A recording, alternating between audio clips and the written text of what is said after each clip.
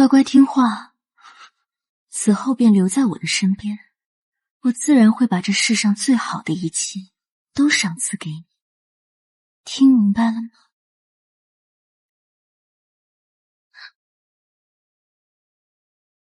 疼！你个大胆的，居然敢伤我！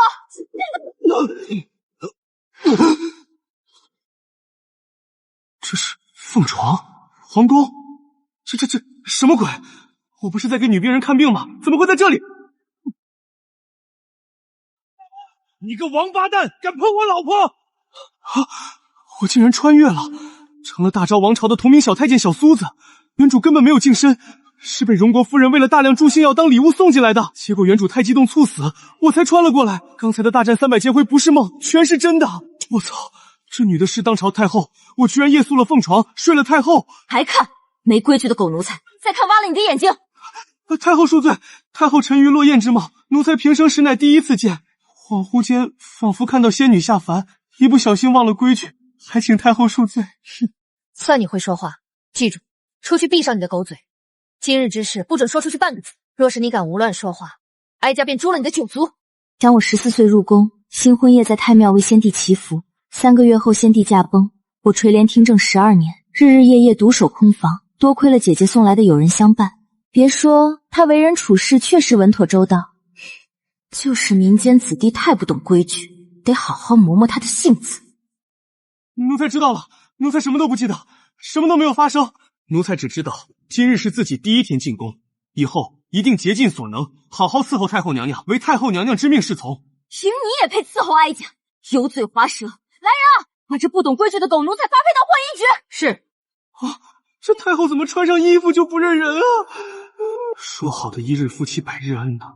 这后宫真是冷血。完了，大昭皇朝太监24衙门，浣衣泉可是最底层的冷宫，去了那基本一辈子废了，只能一直干脏活累活直到死。唉，罢了罢了，能保住命就行。奶奶真够倒霉的。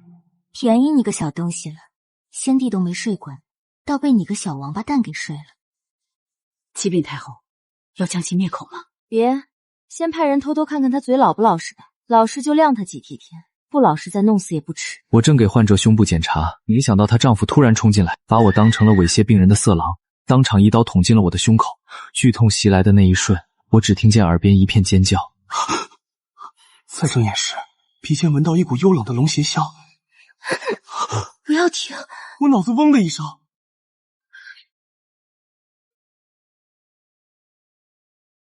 下一秒就被太后发配去了浣衣局。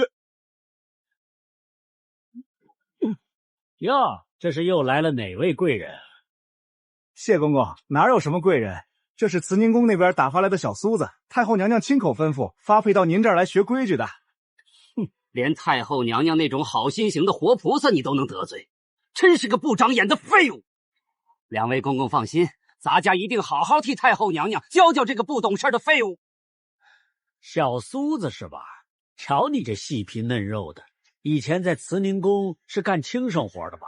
到了咱这浣衣园，可就没那么好的福气了。那边是各宫侍卫和内务处杂役们的脏衣服鞋袜，最是肮脏。以后就归你了，今天不洗完没饭吃。谢公公，一点心意，求您行个方便，能不能换点轻省的活？你这叫什么话？大家是那等收钱办事的人吗？太后娘娘让你来学规矩，那就是要吃苦，好好干你的活儿，再偷奸马滑，仔细你的皮。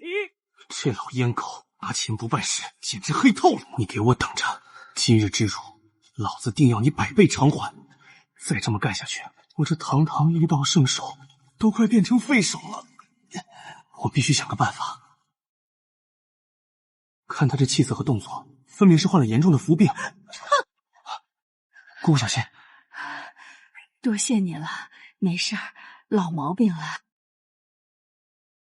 姑姑面色虚白，唇色暗淡，安抚之手微颤，乃是气血亏虚，寒湿克于剖宫之象。是否每逢月事便腹痛如胶，经血暗自有块？平日亦带下清洗两多，腰膝3-4。你在胡说什么？小的并非胡言，小的入宫前曾随家中长辈略通一点医术。姑姑之症，若再拖延，恐伤及根本，日后更为棘手。小的有一办法，或许可缓解姑姑之苦。你当真有办法？小的可先为姑姑针灸1-2药穴，即刻便能缓解绞痛。若信得过小的，再为您配些简单药材，蒸汤服用，徐徐涂脂。只是此事，万不可让那谢公公知晓。好，我便信你一次。若你敢欺骗我，本姑姑必不饶你。小的不敢。行，那你的活先放一放，我安排其他太监干。你先养足精神，我晚上叫你。多谢姑姑。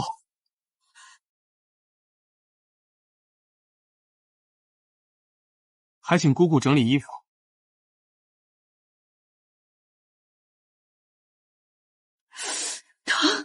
痛则不通，姑姑平常要少生气，这是郁结于心啊。长期以来，可不就容易生病。管着这么多人，你们又不听话，哪能不生气呀？这柳娘不仅有妇科病，乳腺结节也蛮严重，看来是常年积郁。活是干不完的嘛，只有身体是自己的，姑姑还是要以身体为重。小的先给姑姑施针。小苏子，没想到你还真会。雕虫小技罢了，主要还是姑姑愿意相信小的，不然小的也帮不上什么忙。这可不是雕虫小技，我看太医院的大夫们给各位娘娘治病都没有这么立竿见影，你可真是神了！你放心，以后这换一局，姑姑罩着你。姑姑在家也有个弟弟，年岁和你差不多大，你要是不嫌弃，以后就叫我一声刘姐，我拿你当亲弟弟关照。好嘞，刘姐，您就是我的亲姐啊！你这臭弟弟真会说话，我谢你啊！托刘姐的福，总算吃上了小灶。不过我可不甘心就待在这破地方一辈子，我必须得往上爬，最好能逃出宫去，做个神医富家翁。浣衣局的人常年碰冷水，10有8九生了冻疮。若能研制出冻疮膏，不仅能收买人心，还能收拢小弟为我所用。小苏子这是要干什么？莫不是……姐姐，你如此好看的手，怎么长了如此多的冻疮？年轻时洗衣服得的，老毛病了，一到冬天就复发，年年如此，真是磨人。姐姐，弟弟倒记得一个药方，对治疗冻疮颇有奇效，所需药材也简单，是些白蓟、着桃、猪脂之类的东西。若有机会，姐姐或可一试。果真，那些东西我倒能想想办法。有了这药膏，这浣衣局便是我苏无忌的天下。无忌，你这手艺真是神了。姐姐过奖了，只是些微末技艺罢了。若局中还有姊妹兄弟为此所苦，姐姐也可以让他们找我。这样大家手好了也能更好干活，省得姐姐烦心。你是个有心人。苏爷爷，您的冻疮膏真是神药，一抹见效，以后您的活咱们全包了。小苏子，你帮我涂涂嘛，人家自己涂不好。这浣衣局的小宫女们也太热情了，手摸着倒是挺白嫩滑溜的。一个浣衣局的低等太监，竟懂医术，还能收买人心，此事必须立刻禀报太后娘娘。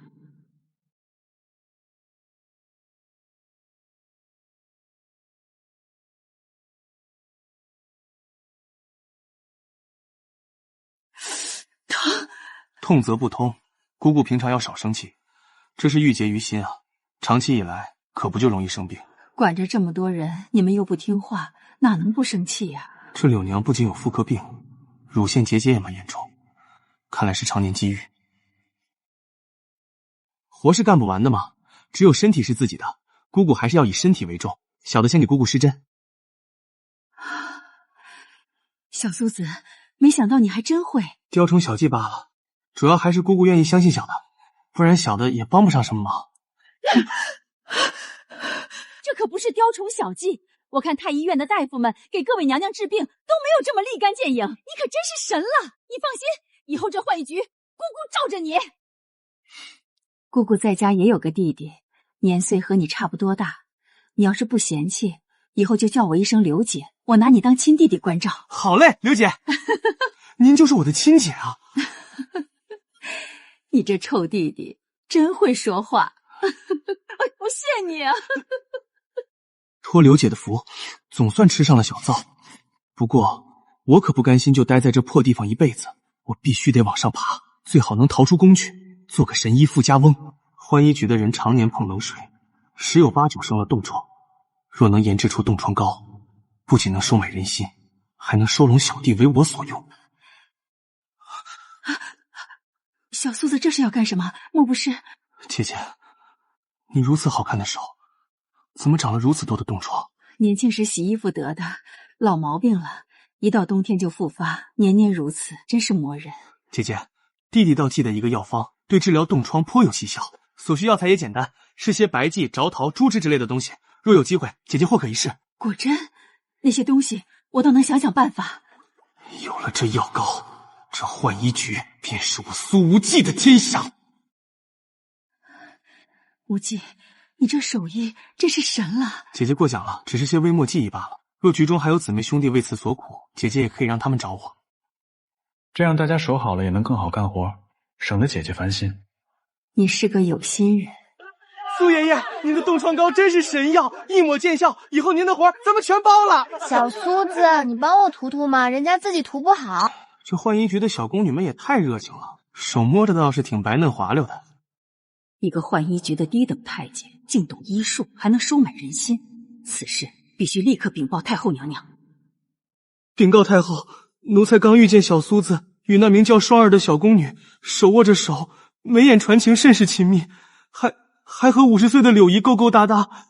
给我把那个狗奴才抓回来！那日凤床之上整日相处，本想等他吃够了苦头，再寻个由头召回来，好让他对哀家感恩戴德，从此一心一意。谁知赤丝竟在浣衣局混得风生水起，还敢与宫女调笑。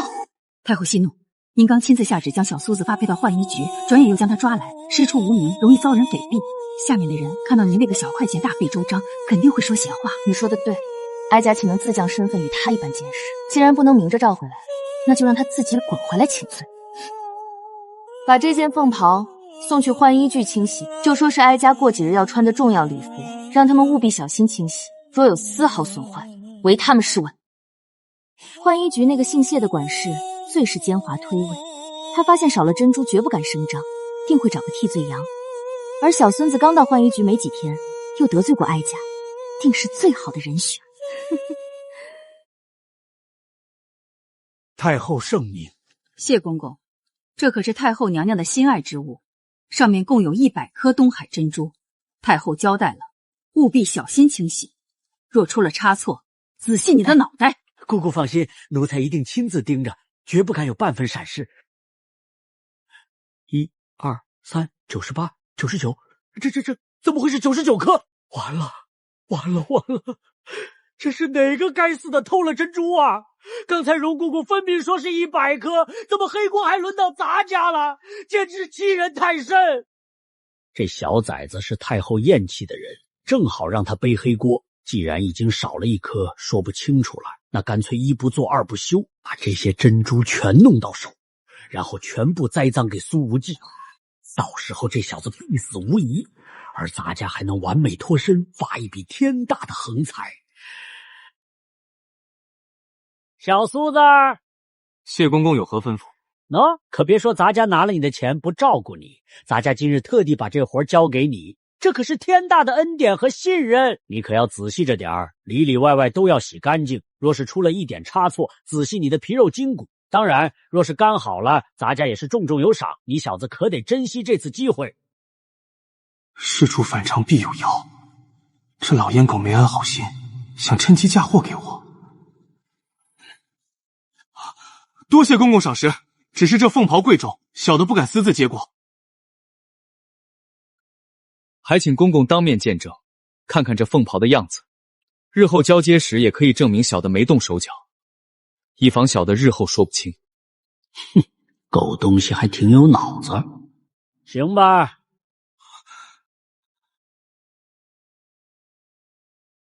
看够了吗？咱家可没空陪你在这耗着，赶紧干活。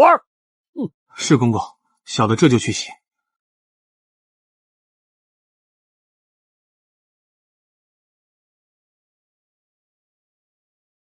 无忌，这可是天大的干系，务必万分小心。姐姐放心，我知晓分寸。谢公公，太后娘娘命咱家来问问，那件凤袍可清洗妥当了？娘娘明日便要穿戴，让即刻送回去。小苏子，还不快拿出凤袍！是。上面的珍珠呢？足足100颗珍珠呢，眼下怎么1颗都没了？哪来的珍珠？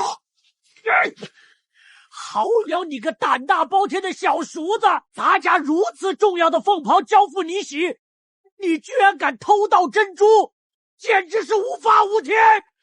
回禀马公公，是他清洗的凤袍，定是他见财起意偷盗了珍珠，奴才监管不力，但偷盗珍珠的主犯是他呀，请公公明察。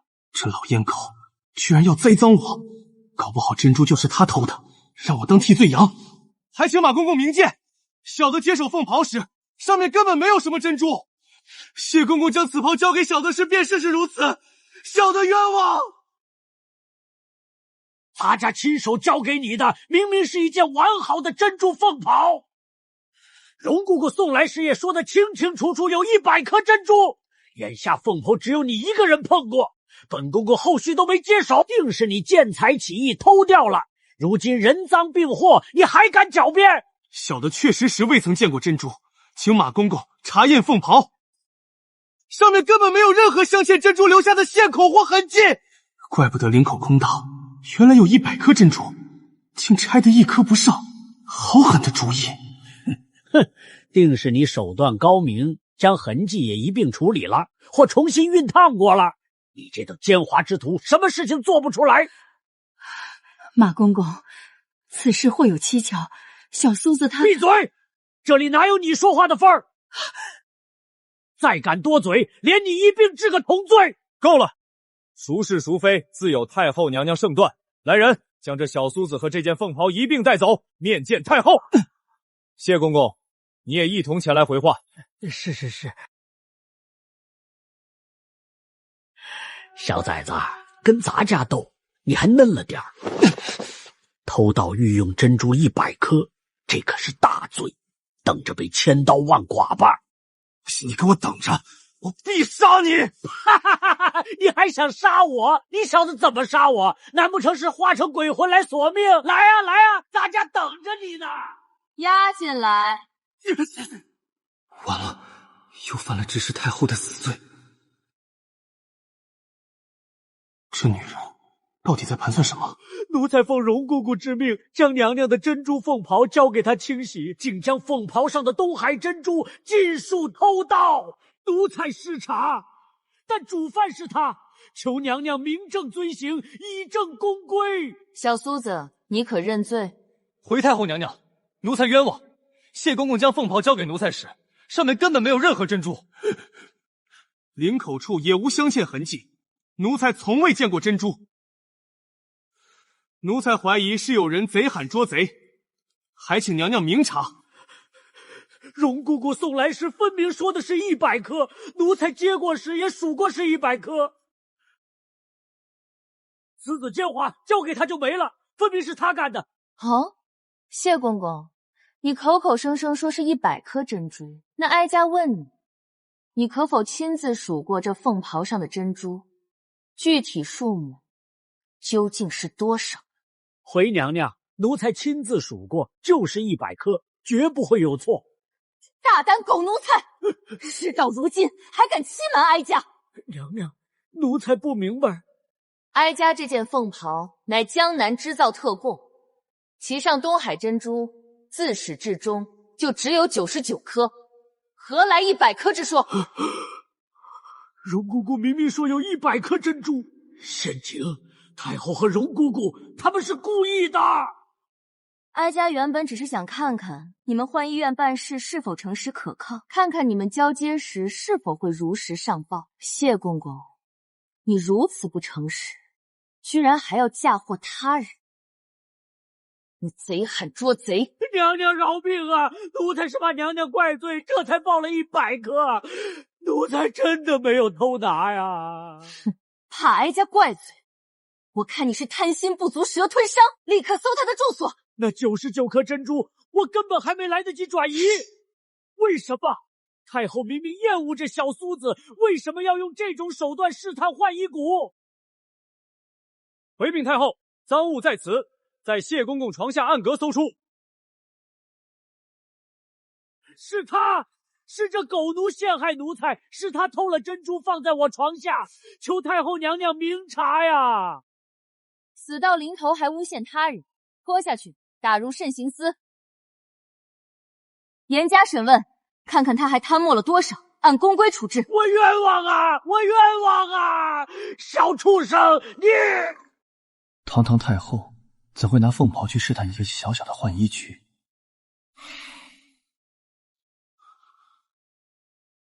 除非这局里有他在乎的人，难道是我？这太后娘娘到底是什么意思？睡完我不负责，把我赶走的是他，眼下帮我洗刷冤枉的又是他，而且这整个局好像都是他故意设的。他到底是想干什么？都说女人心海底针，这上位者女人的心，怕是有太平洋那么深。小苏子，奴才在。哀家听说你在浣衣局很是不安稳，与宫女拉拉扯扯、嬉笑打闹，可有此事？啊！我操！他该不会是吃醋了吧？太后也没有那么穿上衣服就不认人。回娘娘，绝无此事。奴才在浣衣局谨守本分，只因略懂些医术，帮几位姐姐看了手上的冻疮，涂抹药膏，绝无任何逾越之举，还请娘娘明鉴。哼，巧舌如簧。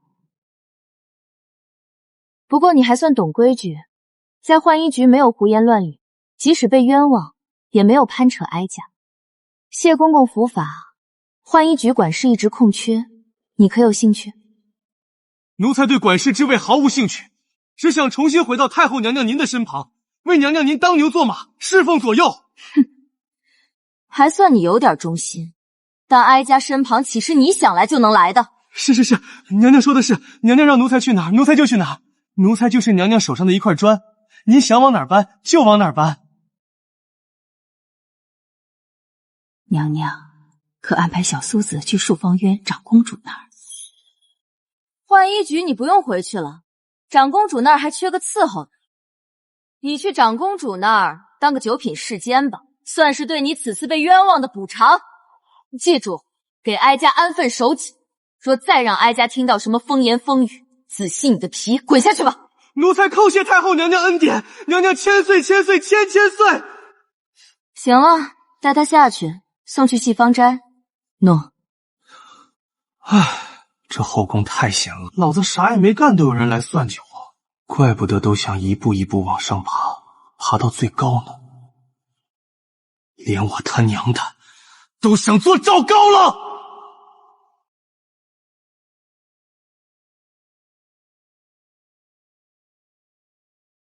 公主殿下饶命啊！奴才的脖子都快顶断了！笨死了，这都接不住！给我再去顶10个碗，顶不住今晚不许吃饭。这他妈是后宫，天桥杂耍也不过如此啊！荣姑姑，你怎么来了？是母后又给我送什么好吃的了吗？启禀长公主殿下，这次没有吃的，是太后娘娘给您这儿新派了一位侍监苏无忌，人送到，那奴婢就告退了。哦，母后派来的，有意思。母后还是第一次给本公主派小太监呢。长得倒还算周正。喂，新来的，你会杂耍吗？表演给本公主看看。哼，我这漱芳斋可和其他宫不一样，每个小太监都必须要一样拿手绝活。你若是不会，可别怪本公主打你的屁股。我操，早知道要杂耍，我还不如回浣衣局呢。回公主殿下，奴才不会杂耍。不会？那你会什么？唱歌、跳舞？什么都不会，可是要挨板子的。他奶奶的！老子好歹是个穿越者，带着几千年的文化，还拿不下你个小屁孩。回公主，奴才虽不会那些，但奴才会说书。切，说书？本公主从小听名家大师说书都听腻了，就你个小太监，能说什么好故事？还是挨打吧！来人，脱了他的裤子！这裤子一脱，我假太监的身份不就暴露了？这是要杀头的！奴才保证是公主没听过的故事，一定好玩。若公主觉得无趣，到时候再脱裤子责罚不迟。奴才讲的是一个名叫右孙悟空的神猴大闹天宫的故事。他护送唐僧经历9981难，西天取经，一路上全是有趣的妖怪神仙。神猴大闹天宫，9981难，听起来有点意思，快讲快讲！要是讲的不好，照样打你板子。话说混沌未分天地乱，茫茫渺渺无人见。自从盘古破鸿蒙，开辟从兹清浊变。世界之间分为4大部洲，海外有一傲来国，国尽大海，海中有一座名山，唤为花果山。那祖师闻言，嘟的一声跳下高台，手持戒尺，指定悟空道：“你这猢狲，这般不学，那般不学，却待走何？”走上前，将悟空头上打了3下，倒背着手走入里面，将中门关了，撇下大众而去，唬得那一般听讲的人人惊骇。公主殿下，今日时辰不早，欲知后事如何，且听下回分解。这就没了！不行不行，你快接着讲，那猴子到底学到本事没有？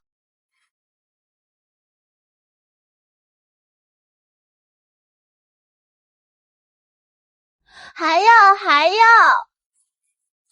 公主，故事还长着呢，一口气讲完，奴才这嗓子早怕是要废了。慢慢来嘛，每天讲一些，这样日子才过得有滋有味嘛。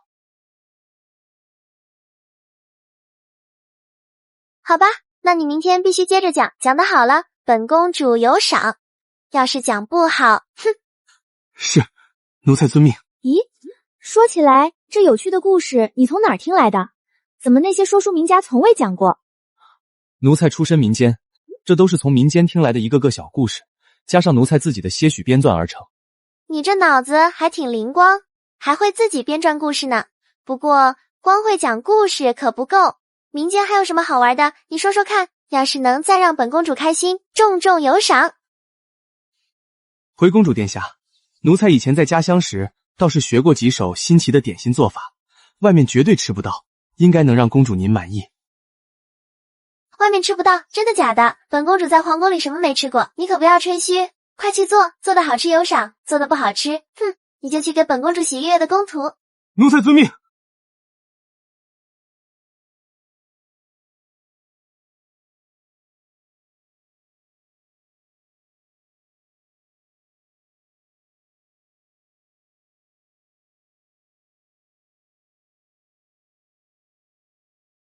哟，卖相不错嘛，还真是第一次见呢，就是不知道好不好吃。好吃！好吃，太好吃了！小苏子，你真是太厉害了，这比御膳房做的好吃100倍，以后你天天给本公主做。公主喜欢就好。小苏子，你很好，从今天起，你就是本公主的贴身侍从了。以后你就跟在我身边，随时听候吩咐，本公主绝不会亏待你。小卫子，你以后就不用贴身伺候了，去干些杂活吧。求公主开恩啊！求公主不要抛弃奴才，奴才侍奉您多年，没有功劳也有苦劳啊！烦死了！本公主身边不要废物，你若再敢多嘴，休怪本公主又打你的屁股。奴才遵命。奴才谢公主殿下恩典，定当竭尽全力伺候公主。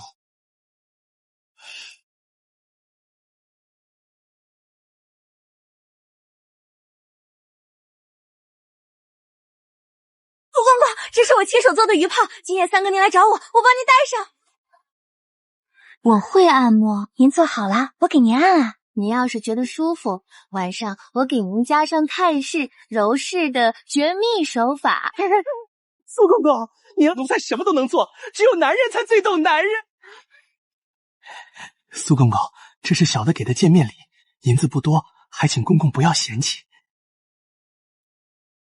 东西我收下，按规矩办差就行，都退下吧。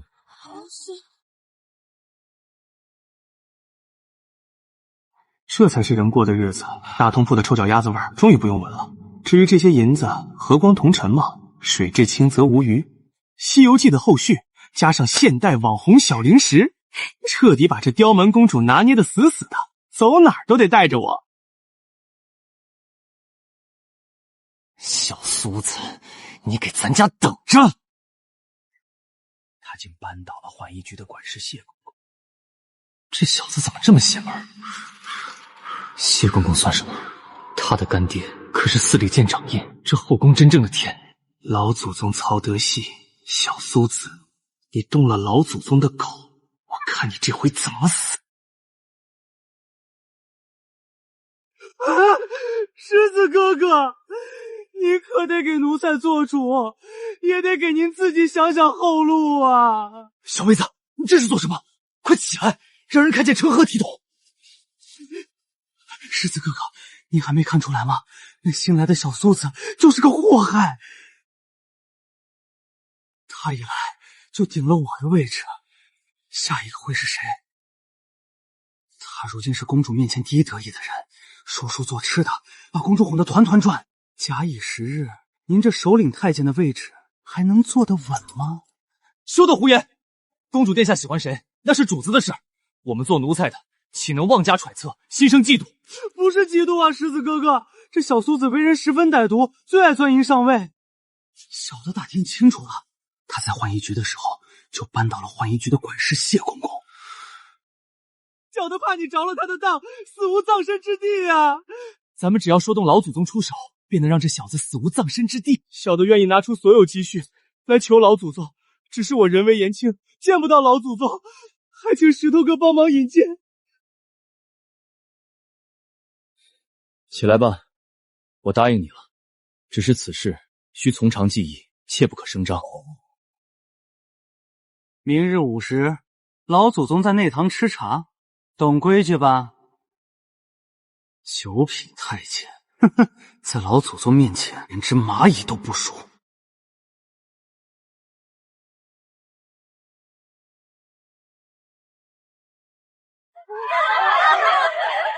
公公，这是我亲手做的鱼泡，今夜三哥您来找我，我帮您带上。苏公公，我会按摩，您要是觉得舒服，晚上我给您加上泰式、柔式的绝密手法。苏公公，你要是奴才什么都能做，只有男人才最懂男人。参见老祖宗。起来吧。启禀老祖宗，奴才小石子乃树芳斋首领太监，今日冒昧打扰，实因宫中混入一小这小苏子，短短时间便扳倒了浣衣于谢公公，又抢了我树芳园侍奉小位子的位置，一味钻营，无法无天。宫内太监升迁，皆由您一手决定，岂能让宵小为所欲为？是啊，老祖宗，他抢了我的位置也就罢了，可谢公公是您义子啊，他都敢扳倒，这是在打您的脸啊！还请老祖宗出手，让他知道后宫谁才是真正的天。不要胡说八道，后宫的天自然是陛下和太后娘娘，咱家只是替他们管点事儿而已。不过后宫确实不能有这种一心往上爬陷害他人的混蛋。这小苏子拜在谁的门下？不知道，只知他之前在太后宫中，后被发配浣衣局。小红子，查查看。诺。荣国夫人直接送入宫中，没有拜入任何人门下，连净身房那儿都没去，而且直接送给了太后娘娘。有意思，有点意思。太后一直守寡，荣国夫人突然送个小太监进来，该不会是没净身的假太监吧？去把这小苏子带来，咱家要亲自看看他。回老祖宗，怕是不好办，这小苏子整日缠着长公主，寸步不离，我们叫不动他。无妨，过几日便是中秋佳节，届时盛会，以他的身份无法入殿，只能在外面候着，到时候再叫来问话不迟。老祖宗圣明。要是本公主也会法术就好了，也能腾云驾雾，降妖除魔。可惜那些修仙问道的都是传说。对了，皇宫藏书阁里什么书都有，说不定就藏着修仙秘籍呢。小苏子，走，找找去。诺。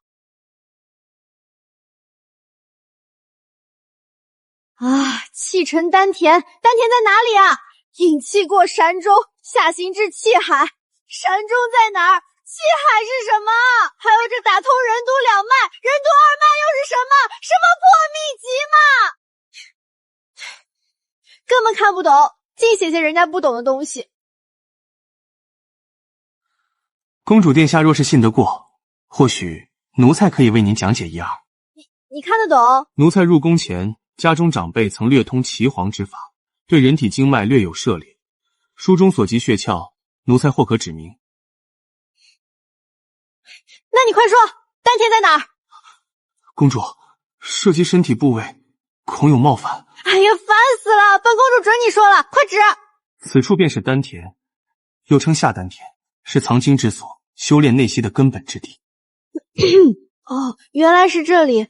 那堂中呢？他靠得好近，我都听得见他的呼吸声了。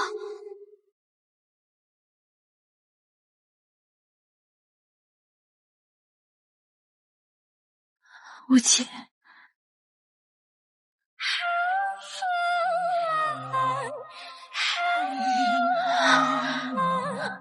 看似简单如胡子穿过花色人脸部，别人不表情。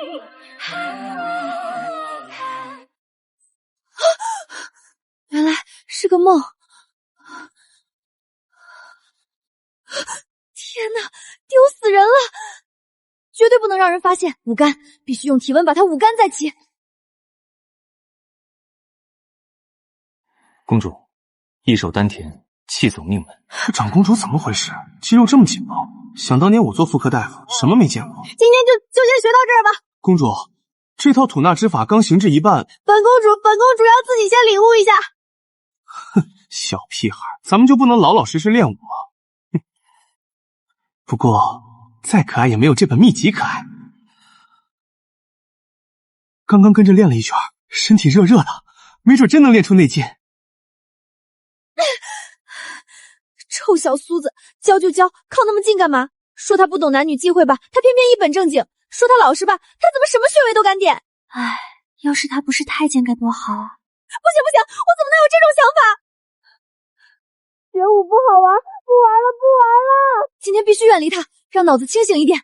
只吃甜点，绝不见那个厨师小苏子。该死的小苏子，每次都卖关子，继续讲嘛。明天我一定忍住。我就看一眼，应该不算打破誓言吧？我又没忍住，我发誓，明天绝对不看他一眼。小苏子讲的新评书真不错。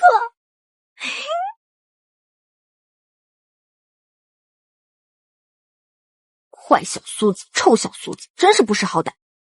本公主好心带你进来，你偏要讲什么规矩，躲在外面。怎么了，倾城？是月饼不合胃口吗？呢，确实不好吃。御膳房的厨子就会偷懒。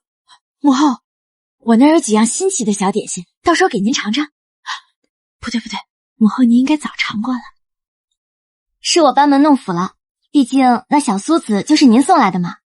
啊，那小甜点是小苏子做的？是啊，母后没吃过吗？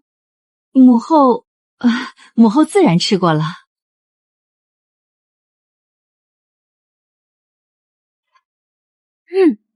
母后是吃过了才把它推荐给你的嘛。这狗奴才竟还会做点心，不仅没受罚，还把倾城哄得乱团转。你到底还有多少事是我不知道的？陛下圣明，好诗啊，好诗！长公主殿下年纪既尚幼，不善诗词，不若饮此杯桂花酿，以助雅兴。谁说我不善诗词？本公主今日也要作诗一首。倾城，休要胡闹。明月几时有？把酒问青天。不知天上宫阙，今夕是何年？我欲乘风归去，又恐琼楼玉宇，高处不胜寒。起舞弄清影，何似在人间？转朱阁，低绮户，照无眠。不应有恨，何事长向别时圆？人有悲欢离合，月有阴晴圆缺，此事古难全。但愿人长久，千里共婵娟。但愿人长久，千里共婵娟。此词真乃千古绝唱，旷世奇文啊！太妙了！此词一出，中秋诗词尽可废矣。这真的是皇姐做出来的？这旷达深邃的意境，绝非倾城所能提取。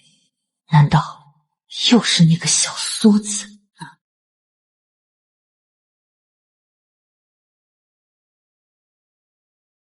不可能，小苏子要是真有这种惊世骇俗的文采，怎么可能沦落到卖身呢？哀家真是想太多了。中秋宴赋诗，本以为要丢脸，幸好有他。哼，臭小苏子，算你厉害，你这小脑瓜怎么长得这么聪明？等今晚回宫，本公主一定好好奖励你，让你给我洗脚。千古绝唱啊！长公主大才。苏氏大仙的水调歌头，果然在哪个时空的中秋夜都能引发大轰动。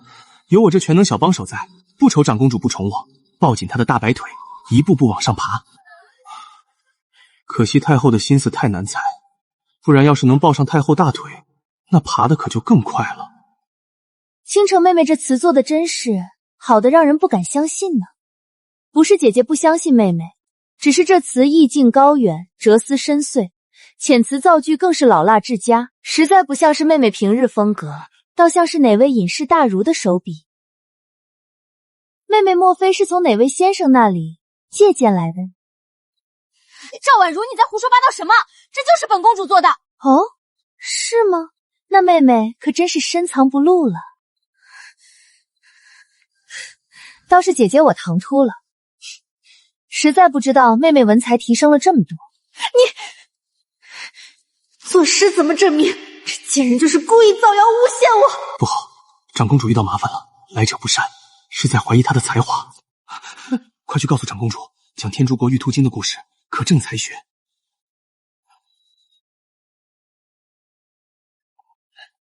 娃娃小孙子说，公主可讲天竺国的玉兔精故事，以此证明自己的才学。哼，姐姐平常读书少，自然不懂士别三日当刮目相干的道理。妹妹如今潜心学习，不但会作诗，还会写评书呢。眼下是中秋佳节，本公主便讲个关于月宫的评书。这诗词字少，妹妹可诬陷本公主抄袭；评书字多，妹妹总无法诬陷了吧？妹妹，你可要洗耳恭听啊！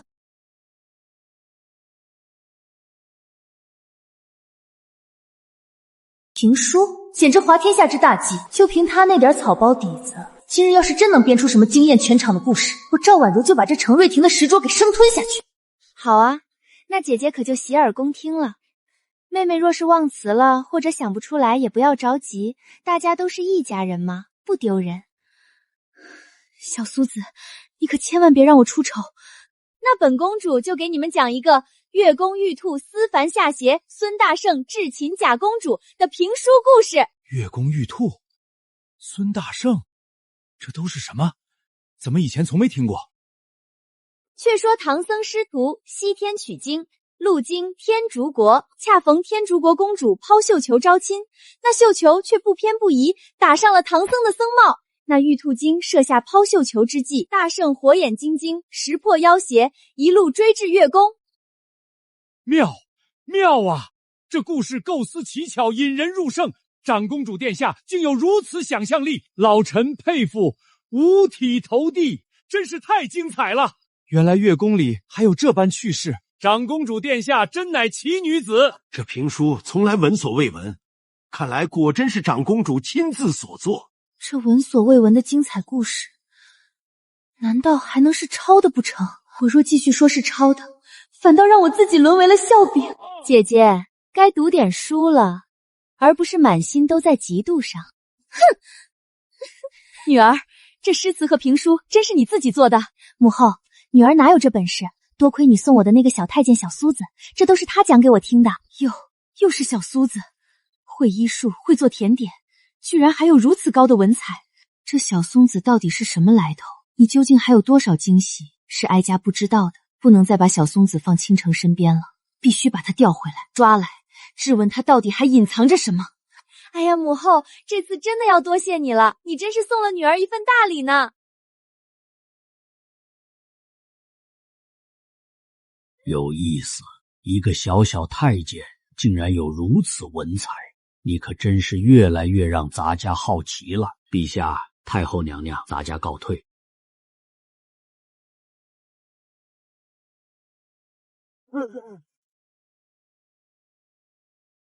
你就是小苏子？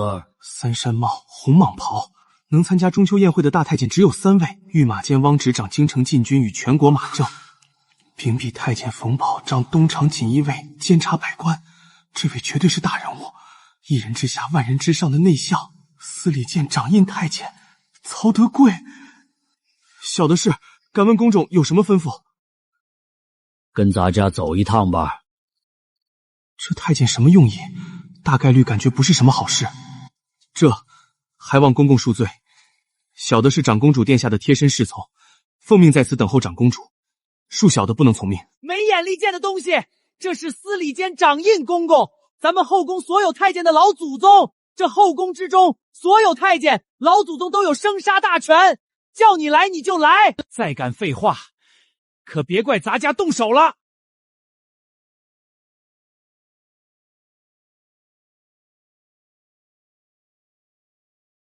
小苏子是吧？咱家听人说你很有本事，从慈宁宫被贬出来，进了浣衣局那等地方，非但没折在里面，反倒把谢公公那个不成器的东西给送进了慎刑司。呵呵，有点意思。听这意思，这老东西莫不是给谢公公报仇来的？老祖宗明鉴，小的在浣衣局只是谨守本分，谢公公之事实乃他贪墨御用珍珠，人赃并获，太后娘娘圣心独断，小的只是侥幸洗刷冤屈，不敢居功。哦，是吗？谢三儿那废物固然不成器，但打狗也得看主人不是？他好歹是咱家的义子，你如此对咱家的义子，是不是不把咱家放在眼里？没想到谢公公还有这等靠山，小的初入宫内，不知道还有这层关系，还请曹公公恕罪。呵呵，此事暂且作罢。咱家还听说你入宫的路子似乎和旁人不太一样，并非通过内务部正经遴选晋升，而是由荣国夫人直接送进宫里的。哼，小苏子，你这身子骨倒是让咱家有些好奇了。你是聪明人，在这后宫里头，光靠着一个长公主的喜爱，就像无根的浮萍，说翻就翻。谢三儿那样的死了也就死了，但你不同，咱家很欣赏你的机灵和手段。不如这样，你拜在咱家门下，认咱家做个干爹，以后在这宫里，咱家就是你的靠山，有咱家照拂，保管你平步青云，将来就是做到这司礼监秉笔，甚至接咱家的业也未必不可能。我压根儿不信你的屁话。老祖宗抬爱，小的惶恐万分，实在是小的资质愚钝，怕污了老祖宗的门楣。怎么觉得咱家这庙小，容不下你这尊大佛？还是觉得攀上了长公主和太后娘娘的高枝，就不把咱家放在眼里了？小的不敢。哼，不敢，那咱家就给你交个底，认了咱家做干爹。以后长公主和太后娘娘那边有什么动静，尤其是关于前朝后宫的那些，你的知无不言，言无不尽。放心，不是让你做什么折性命的险差，只是通报消息，让咱家心里有个数就好。如何？这笔买卖对你百利而无害。承蒙老祖宗厚爱，但小的深受太后娘娘和长公主殿下恩德，绝不敢行此背主忘恩之事。老祖宗的厚意，小的心领了，但此事万万不能。万万不能？你是不给咱家面子？不是不给老祖宗面子。若是其他事情都可以，但此事未免太以下乏上，小的不敢，也劝老祖宗莫要再提。好一个中仆，给你脸不要脸，敬酒不吃吃罚酒，看来不给你点规矩瞧瞧。你是不知道这后宫里头谁才是真正的主子。来人，把这不懂规矩的东西给大家按住了，家法伺候。先打30杀威棒。再给咱家仔细查验清楚，咱家倒要看看这荣国夫人送进来的到底是什么人。若真被当众搜身，那一切都完了。只能调动归元吐纳诀，看看能不能和他们拼了，杀出去。只要跑到长公主或者太后娘娘身旁，一切就都有转机。住手！是你。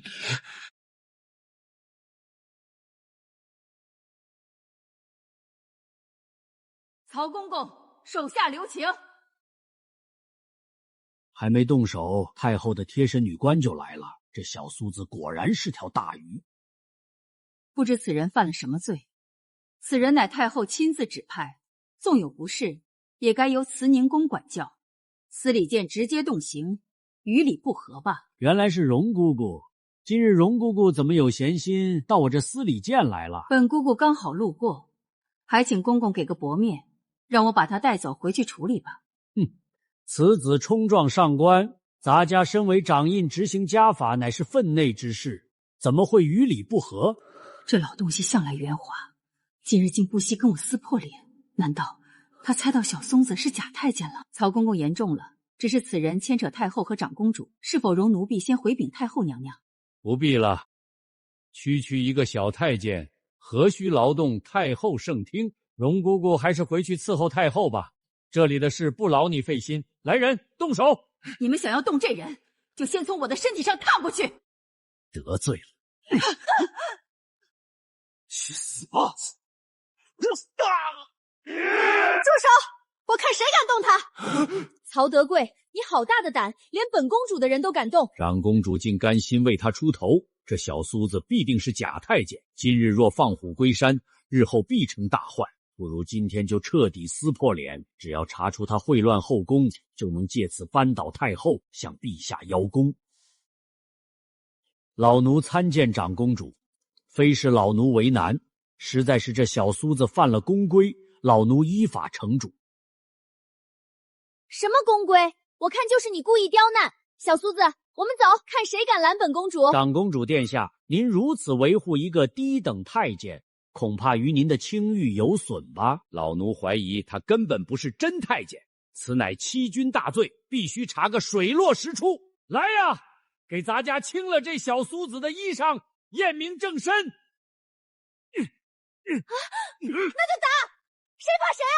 书房站的人，给我上！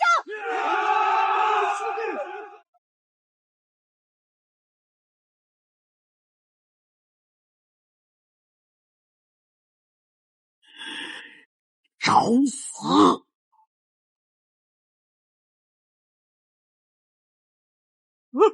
这是东厂番子！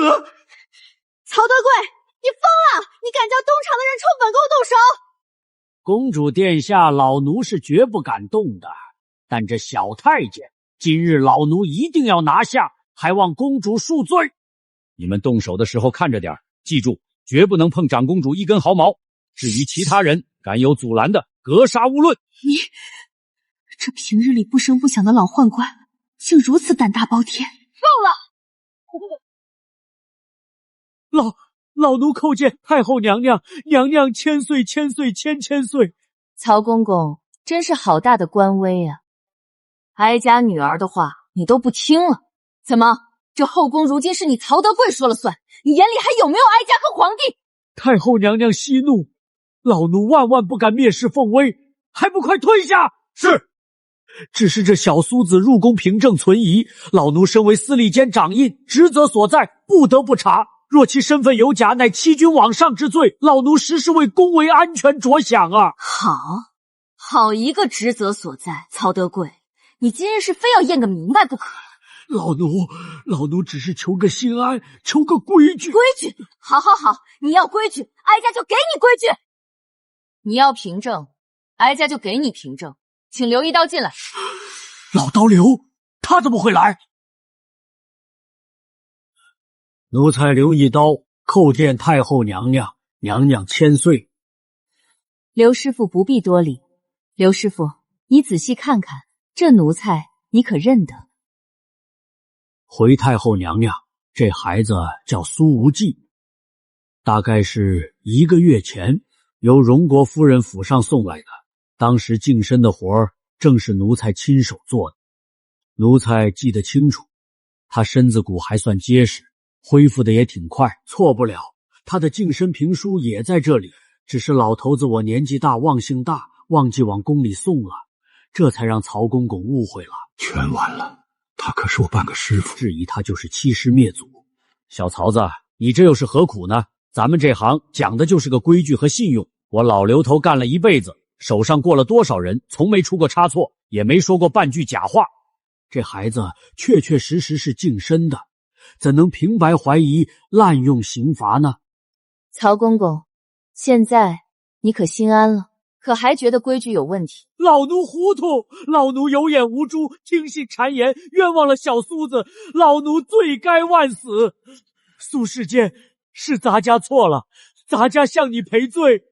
你是清清白白的真太监，毋庸置疑。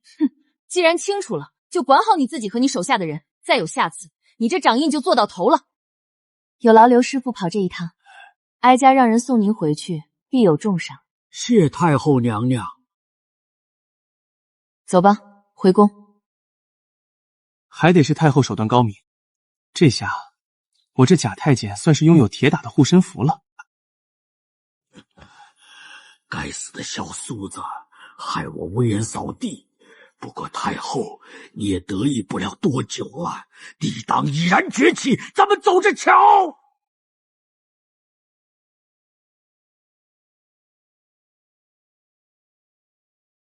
母后，就这么放过那个老烟狗，太便宜他了吧？你是不知道，刚刚他都差点要对我动手了。这种老烟狗就该杀了他才好呢。母后，你可要为我做主啊，绝不能让一只烟狗如此放肆。行了，曹德贵母后自有安排，你先回宫吧。好吧。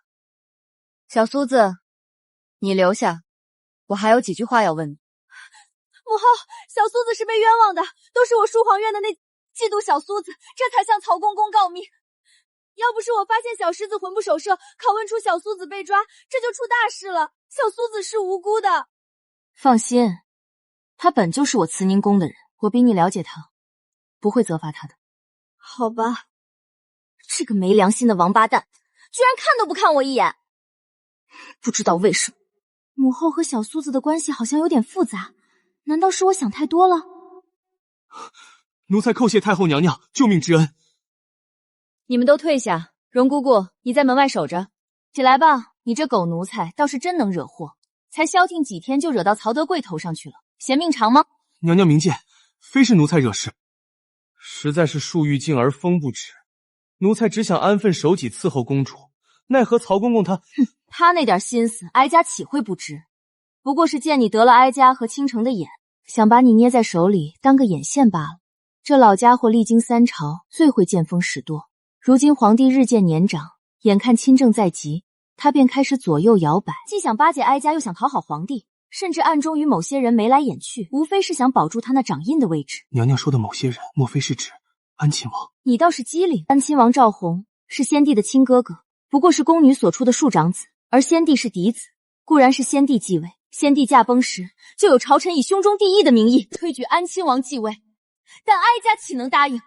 兄中弟及，那是弟弟继哥哥的位，他是哥哥，如何能继弟弟的位？分明是强词夺理。更何况，若他继位，哀家这先帝皇后该如何自处？总不能做弟媳太后。原来如此，这是根本的利益冲突。太后虽年轻，但也是名门出身，绝不可能是任人拿捏的傻子。不过为了安抚安亲王一派，最终哀家还是以安亲王血脉最近为由，将他的儿子过继给先帝，立为新君，也就是如今的皇帝。同时让安亲王就藩，远离朝堂中枢，也算是个妥协。可谁知在皇帝10岁万寿节时，安亲王借机进京祝贺。臣年迈思乡，欲在京城养老，以尽忠臣。之后便以年迈思乡，欲在京养老为由赖着不走了。皇帝许是念及生父之情，开口挽留，哀家也不好强行驱逐，只得应允。这一留，便亮出了祸患。安亲王凭借其皇帝生父的便利，在京城广结党羽，暗中组建所谓的帝党，处处与哀家掣主，一心想着为他儿子，也就是皇帝早日亲政铺路，好让他们父子真正掌握大权。曹德贵这老狐狸怕是也看出了风向，想提前下注呢。之前中秋宴会上，安亲王的女儿便敢对哀家的女儿发难，所倚仗的无非也是他爹的权势而已。还好你机灵，交给倾城不少东西。那也是多亏太后娘娘你洪福齐天，长公主才会如此聪慧。奴才有句话，不知当问不当问。你问吧。陛下与太后是否有隔阂？皇帝毕竟是我一手抚养长大，还是孝顺的，但是他身边那帮人老撺掇他掌权，他肯定会受影响。唉，外有安亲王虎视眈眈，内有曹德构手鼠所断，连皇帝都不是亲生的，在权力面前必有争斗。太后的权力基础绝非铁板一块。娘娘，那曹公公今日虽受挫，提其根基深厚，恐不会善罢甘休。此人确是一大隐患。娘娘若想打击安亲王，须先拔出此人。你也看到了，曹德贵掌管司礼监多年，党羽遍布内廷，权势熏天。别的不说，就这宫内24衙门全是他的人，尤其是那东厂和锦衣卫都归他调度，探子遍布各地，没准就在这宫外都有他的人呢。如何能轻易拔除？一旦弄不好，这东西狗急跳墙，才会坏了事。如今之计，确实需要一支可靠的力量，用来保卫娘娘和反击敌人。既然东厂不行，娘娘何不另起炉灶，弄个西厂，只属于娘娘您？另起炉灶，谈何容易？这宫内都是他的人，另起炉灶能用谁？娘娘莫不是忘了，宫内24衙门已经有1衙目脱离了曹公公的掌控，正是浣衣局。那里的太监宫女都是各宫贬来的，本身都或多或少对曹公公充满怨气。原本有个谢公公坐镇，这浣衣狱还算是曹公公的势力，但眼下谢公公也倒台了，这浣衣院无主，正是大好时机。当年有名将用囚徒为君，也能平定天下。娘娘何不就用这些犯了错的太监宫女，给他们一个改过自新的机会，以他们为基础，建立西厂，分曹公公的权，让太监们内斗起来。到时候东厂能干的事情，西厂都能干；东厂干不了的事情，西厂也能干。有这么一群嫡系听话的人，娘娘便可以高枕无忧，扳倒曹公公指日可待。